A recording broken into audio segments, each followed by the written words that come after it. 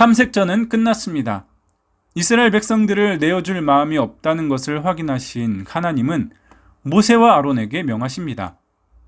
내가 바로의 마음을 완악하게 하고 내 표징과 내 이적을 애굽 땅에서 많이 행할 것이나 바로가 너희의 말을 듣지 아니할 터인즉 내가 내 손을 애굽에 뻗쳐 여러 큰 심판을 내리고 내 군대 내 백성 이스라엘 자손을 그 땅에서 인도하여 낼지라. 하나님의 의지는 변함이 없으십니다. 모세를 보내실 때부터 지금까지 단 하나의 목적을 위해 달리셨습니다. 이제 그 큰 이적을 애굽의 바로 왕에게 행하기 전 하나님과 이스라엘 백성과의 관계를 정리하십니다. 내 군대, 내 백성, 그동안 이스라엘 삶은 바로 왕 밑에서 극심한 노역으로 인해 포로 생활로 신음 그 자체였습니다. 수백 년간 이어진 종살이는 과거 하나님의 약속을 잊어버릴 수 있을 정도로 너무나 고통스러운 긴 시간이었습니다. 그러나 하나님이 애굽에서 구원시키겠다고 말씀하신 그 순간부터 이스라엘은 더 이상 누구의 종이 아니었습니다.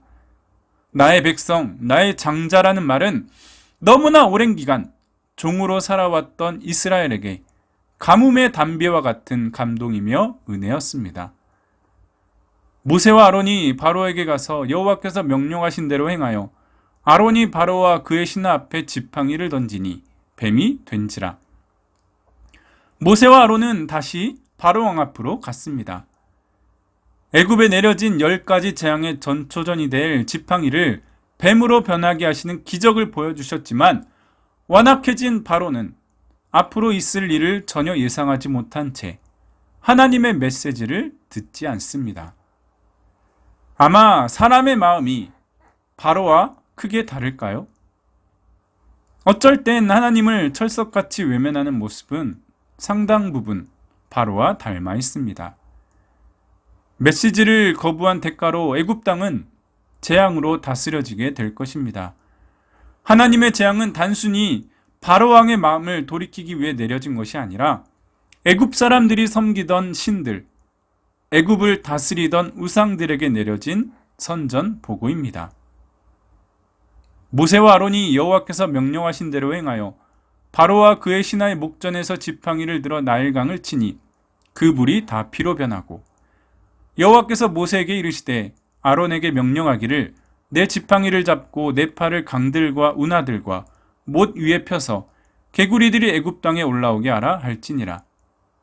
그들이 그대로 행할새 아론이 지팡이를 잡고 손을 들어 땅에 티끌을 치매 애굽 온 땅의 티끌이 다 이가 되어 사람과 가축에게 오르니 여호와께서 그와 같이 하시니 무수한 파리가 바로의 궁과 그의 신하의 집과 애굽 온 땅에 이르니 파리로 말미암아 그 땅이 황폐하였더라.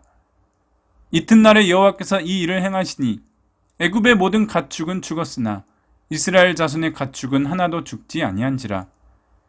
그들이 화덕의 재를 가지고 바로 앞에 서서 모세가 하늘을 향하여 날리니 사람과 짐승에게부터 악성 종기가 생기고 모세가 하늘을 향하여 지팡이를 들매 여호와께서 우레소리와 우박을 보내시고 불을 내려 땅에 달리게 하시니라.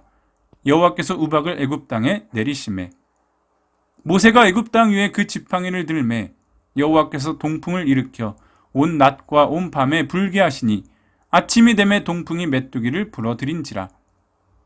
모세가 하늘을 향하여 손을 내밀매 캄캄한 흑암이 3일 동안 애굽 온 땅에 있어서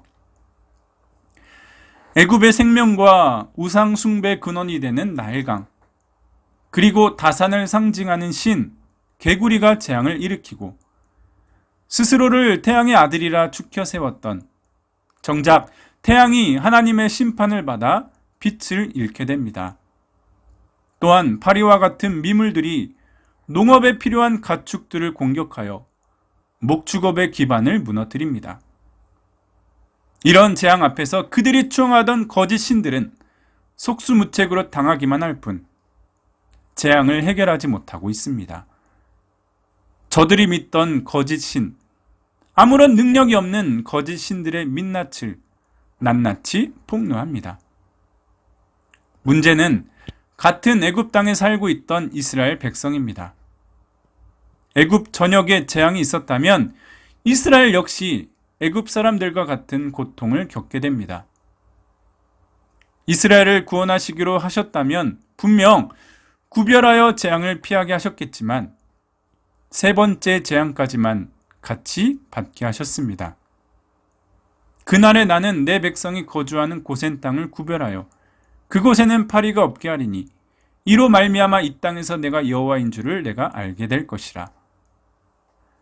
오랜 포로 기간으로 이스라엘 백성들의 마음은 하나님이 사라진, 약속을 잃어버린 상태와 같습니다.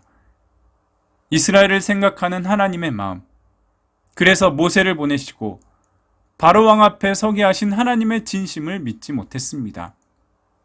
오히려 지금의 상황에 만족해버린, 더 큰 고통을 면하기에 급급한 모습을 보면 하나님에 대한 믿음을 상실했다는 느낌을 받게 됩니다. 그들은 예배하는 민족이었음을 잊어버렸습니다. 당연히 애굽 땅에서 하나님을 예배하지 않았습니다. 이스라엘도 알아야 했습니다. 하나님을 두려워하는 법을. 그래서 애굽 사람들이 받던 재앙을 같이 받아야 했습니다. 여러분이 마치 신처럼 믿고 있는 것이 있다면, 자기 목숨처럼 소중하게 생각하는 것이 있다면, 그래서 예배를 잊어버린 사람을 회복하시려고 합니다. 때론 스스로가 원치 않는 방법으로 지금의 나를 보게 하시고 소중하게 생각하는 것이 얼마나 허망한지를 깨닫게 하십니다. 바로의 모습이 지금의 나의 모습입니다. 고난의 시간, 하나님께 피할 길을 구하다가 고난이 해결되면 다시 예전의 모습으로 돌아가려는 인간의 속성입니다. 동영상이 끝나면 10가지 재앙을 다시 읽어보시고 바로의 반응 속에 어떤 메시지가 숨어 있는지를 한번 생각해 보시기 바랍니다. 하나님의 메시지를 귀담아 듣지 못하게 하는 실체는 무엇인가? 내 안의 예배가 지금 현재 온전히 드려지고 있는가? 조용히 묵상하시길 기원합니다. 오늘도 평안한 하루 되시길 바랍니다. 감사합니다.